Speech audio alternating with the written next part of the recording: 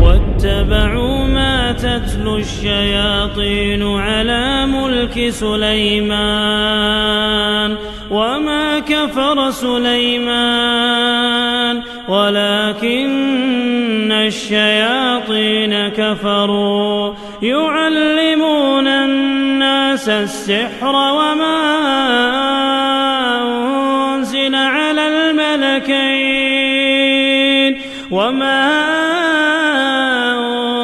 على الملكين ببابل هاروت وماروت وما يعلمان من أحد حتى يقولا إنما نحن فتنة فلا تكفر فيتعلمون منهما ما يفرقون به بين المرء وزوجه وما هم بضارين به من أحد إلا بإذن الله ويتعلمون ما يضرهم ولا ينفعهم ولقد علموا لمن اشتراه ما له في الآخرة من خلاق ولبئس ما شروا به أنفسهم لو كانوا يعلمون.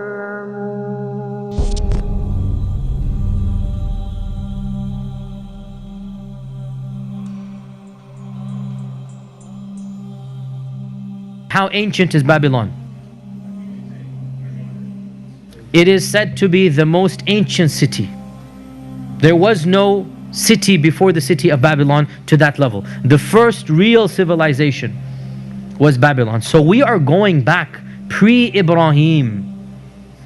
We're going back to the earliest of times, way before Musa, way before Sulaiman. So Allah is telling us, when did magic begin? This is the story. Allah is telling us the origins. What is sihr? وَمَا أُنزِلَ عَلَى الْمَلَكَيْنِ بِبَابِلَ هَارُوتَ وَمَارُوتَ. Allah sent down two angels with the knowledge of how to control or access the jinn, which is magic. And the angels were sent to the city of Babylon, and the angels were allowed to teach anybody who wanted to study with them the quote-unquote art of magic. But the angels also came with a big disclaimer, and that disclaimer was إِنَّمَا نَحْنُ فِتْنَةٌ فَلَا تَكْفُرْ. The angels said to anybody who came to them, we are a test from Allah, so do not commit kufr by studying with us. Yet if somebody insisted, they taught him. Is that clear? So the angels are a test, and they say they're a test, and they only teach somebody after they tell them, if you study this, you will become a kafir. But they were still there. So Allah says, فَيَتَعَلَّمُونَ مِنْهُمَا. The people studied from the two of them. مَا يُفَرِّقُونَ بِهِ بَيْنَ الْمَرْءِ وَزَوْجِهِ. That which would cause a husband and wife to fall apart, to have problems and whatnot.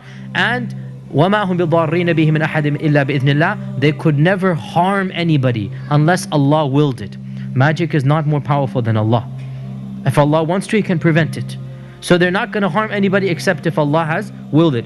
And وَيَتَعَلَّمُونَ مَا يَضُرُّهُمْ وَلَا يَنْفَعُهُمْ. They studied that which only harms them and there is no benefit. So magic has zero benefit. It's only evil. And وَلَقَدْ عَلِمُوا. And the angels taught or told the men, لَمَنِ اشْتَرَاهُ. Whoever got this knowledge from them, مَا لَهُ فِي الْآخِرَةِ مِنْ خَلَاقٍ. They would have no share of the next world. You can literally purchase this world at the expense of the next. وَلَبِئْسَ مَا شَرَوْا بِهِ أَنفُسَهُمْ. And what an evil price they sold themselves for, لَوْ كَانُوا يَعْلَمُونَ. If they only understood. So therefore, what is magic? Magic is the magician. Magic is the magician getting the jinn to do his tricks. Here is where we get to the key point of magic, that sihr is a bartering, a transaction between the magician and the jinn. Sihr is a business transaction, literally. It's like you go to a shop, you give money and you purchase something, right? It's a business deal. And the magician gives something to the jinn, and the jinn gives something back to the magician. And the both of them need each other, but the more powerful of the two is the jinn and not the magician.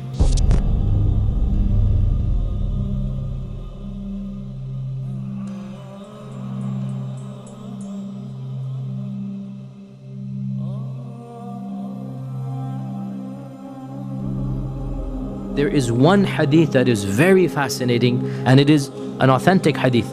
Our Prophet ﷺ said, Al-jinnu thalatha. Jinns are of three types. One type, lahum ajniha, yatiruna fil hawa. One type, they have wings and they fly and they roam around in the air. They are flying around in the skies. They're living their lives and they're going by. The other type, they are hayat. There's a category of jinn that typically appears in the form of animals. And two animals in particular the jinns love to appear in. But sometimes there are other animals. And the two main animals that the jinns love to appear in are snakes and dogs. But this does not mean that they never appear in another form. They could have other forms as well. The third type of jinn is they come and they go. This is the one that seems to want to irritate us, want to frighten us, want to come into our lives. First of all, the question comes, are these three types the only three types of jinn? Some of the scholars say that the Quran and the Sunnah mention more than these. So these are an example of three types of jinn. So notice one flies through the air. The implication is that one flies through the air and the other one doesn't fly through the air. Some of them are good and some of them are bad. The good jinns are called jinns and the bad jinns are called shayateen. The jinn are all different. They have different abilities, different characteristics. They do different things. They like different things. They dislike different things. And there are different categories of shayateen. There's a shaitan, al-marid, and there's the afrit. As there's criminals, let us say, some of them are oppressors, some of them are transgressors, some of them are disbelievers. Also the shayateen, there are ranks, depending on their disbelief, depending on their power. And every type of them have different ability and different strength. Just like you, my dear brothers and sisters. Some of you can lift 20 kilos, and some of you can lift 200 kilos. Some of you are intelligent, and some of you are not as intelligent. Allah subhanahu wa ta'ala tells us that the jinn say, وَمِنَّا الصَّالِحُونَ وَمِنَّا دُونَ ذَلِكَ. Some of us are righteous, and some of us are not. وَكُنَّا طَرَائِقَ قِدَدًا. And many of us have different ways and different ideologies and different thinking. Some of them, the jinns, are Muslims. Some of them are disbelievers. Some of them are Jews, Christians, Buddhists, atheists, monks, everything. The same as human beings. The jinn have a very unique power, which is truly bizarre, and physicists who are Muslims should really marvel at this. And that is the power to transform matter into energy and back into matter again. And that's something that we are trying to figure out how to do. E equals mc squared. Energy and matter are related, we know this. And the jinn have the power to do this. How do we know this? The throne. The throne of Bilqis, or the queen of Sheba. The throne that from Yemen to Jerusalem. قال عفريت من الجن. Now, jinns, we talked about this in the last class, there are many levels, and ifrit are the most evil and the most powerful. Ifrit are what Western literature calls demons of the jinn. These are the worst of the worst. So the ifrit said, I can bring you the throne before you even stand up. Which makes total sense, physically speaking, from physics I mean. So we need to put things into perspective, that the jinns are not all of them so powerful. The fact that one only said that he can do this clearly shows what? That the rest are not qualified to do it. And it is well known that this throne is going to be inside the palace, that if he were to take the throne, it would not be flying in the air. People are not going to see it flying. Rather, it would disappear there and appear in front of Sulaiman, which means what? Somehow, the jinn have the power to take matter, transform it to energy, take it all the way back and then reproduce it. And by the way, this is something that is well known, mutawatir, from the stories of what's happening and whatnot, that it is possible for a magician to just produce an item that was lost, literally, and he goes, here it is, right? Or looking into crystal balls and whatnot that we see, that you see things in there, and these are the jinns that you see playing around and whatnot. So all of this, it is possible, and we know this from our own experiences in humanity. Whatever the jinn does is something we now understand is physical and natural for the jinn. For the jinn, not for us, for the jinn.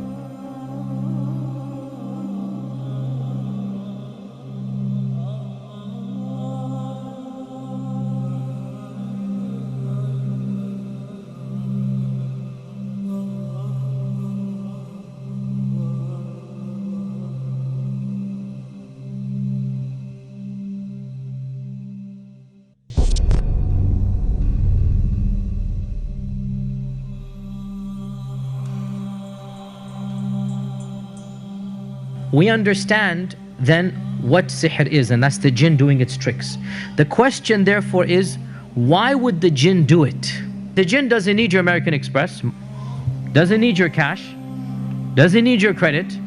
What does the jinn need? Doesn't even need your food. What does it need? The magician cannot practice magic without committing shirk, without committing disbelief, without becoming one of the strongest and most evil disbelievers of the law of Allah subhanahu wa ta'ala. I will tell you the story of a magician who repented. He repented and he told the story of how he came into practicing magic. He said, I had a teacher who was a magician, and the teacher showed me all of his power and all of his strength and all of his might, and I desired to learn the magic that he learned. He said, I went to a faraway cave in the darkness, and he said, I stayed there for many, many days without any light, without any fire, without any warmth. He said, I sat in a circle, and this circle is where I used to use the toilet, and it is where I used to sleep. He used to sit in his own filth for day after day after day. When he had sat in his own filth, and when he had reached this state of absolute filth and absolute complete and utter impurity, then the shayateen began to come to him and they began to instruct him what to do. And they taught him some things, and he said, I want more and I want more. They said, no, this is not enough. They said, we will not accept to teach you any more until you go and you commit zina. But not any kind of zina. You go and you commit zina with a mahram. You go and you commit zina with a mahram, with your mother, with your sister, with your aunt, and then we will teach you some more.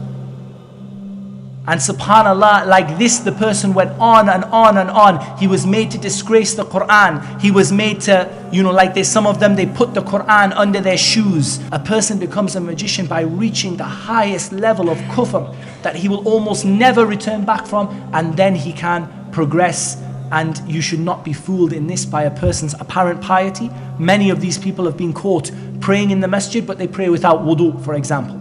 Or they've been caught, with their tasbih or whatever they have, or they've been caught with the Quran open in front of them, but when they looked, the back pages of the Quran were all blank, or the names of the shaitan were written on the following pages, but he opens it up for you at the page which is the Quran and says, I'm a holy person, or I'm a sheikh or a peer, or whatever it may be. And subhanallah, these people, the reality of them is what I described. This is the nature of the magician. No matter what you find from them, no matter what you open from them, you will find in it that there is some form of disbelief towards Allah subhanahu wa ta'ala. You'll find Ayatul Kursi, except just in the middle, it will say, Ya shaitan, Ya so-and-so, help me, Ya so-and-so, help me. Or just in the corner it's written, Ya Muhammad, Ya Ali, Ya so-and-so, Ya so-and-so, seeking help from other than Allah subhanahu wa ta'ala.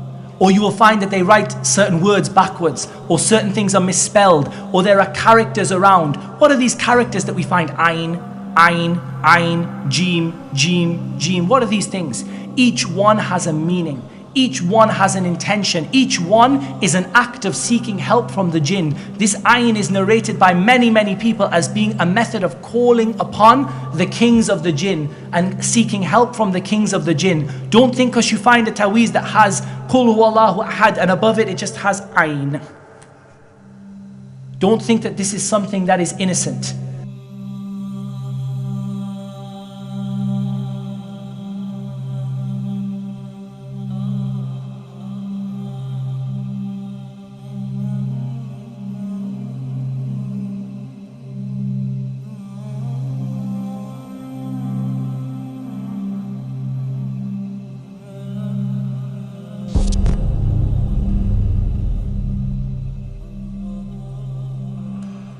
Charms and amulets are completely forbidden in Islam. The Messenger of Allah sallallahu alaihi wasallam told Jabir, cut it off, because if you don't cut it off, you will never be successful. We need to divide ta'weez or taweez into two types. That which is purely from the Quran and that which is from anything other than the Quran. As for that which is purely from the Quran, it is haram without a shadow of a doubt, but it does not take a person outside of Islam. It's a very big sin, it's haram, it's a bid'ah that has no basis in the sunnah of the Prophet ﷺ, but it does not take a person outside of Islam. That's because the Quran is the speech of Allah Azza wa Jal and a sifa from His sifat, an attribute from His attributes, and so it is not, you cannot commit shirk by seeking help from the Quran. However, it is definitely a bid'ah to write the Quran and to tie it around your neck, and it was strongly, strongly hated by the companions of Ibn Mas'ud, nor was it reported from any of the Sahaba that they did this. As for something which contains other than the Quran, if a person believes that that charm itself is a cause of benefit, then they have committed disbelief and they are from the people of the hellfire. If a person believes that Allah is the cause of benefit and this charm is only a method or a means to achieve benefit from Allah subhanahu wa ta'ala, then they have committed a major sin. So either way, all forms of charms and amulets, all forms of things that are tied around the wrist are haram. And I warn people, wallahi I warn you, against these people who say it is only Quran. I have opened, I don't know how many taweez I've opened, probably, I don't think I'm lying if I say hundreds, if not perhaps even more than 1,000 taweez. And I have only so far, I've kept a running count of 3 that have been only from the Quran. And almost half of them that I've ever been given, the person has said to me, wallahi, wallahi, wallahi, this is from the Quran. My shaykh swore to me by Allah, this is just Quran. It's just Ayatul Kursi. Look, it's nothing. And we open it up. Oh shaitan, help me. Oh shaitan, help me. Or Ayatul Kursi written and spelt wrong. Or things written and stars and Ayn and Jim and Ya Fulan written all over it. And these are the people who say it is only from the Quran. And I usually say to people, I open up a challenge to people. I say to them, if you believe your taweez is only from the Quran, bring it and open it in front of me. If it is from the Quran, I will give you it back and you can choose what to do with it. But how rare, 3 times out of how many hundreds I have found a taweez that was only from the Quran. And all those times, they believed the magician had cheated them. They said, subhanAllah, I told him to do something good. What is this? I could have printed out Ayatul Kursi. This is how people have acted. So subhanAllah, we know that most of these charms and these things, when they are found, they actually contain shirk. And this is something that is very important for people to realize.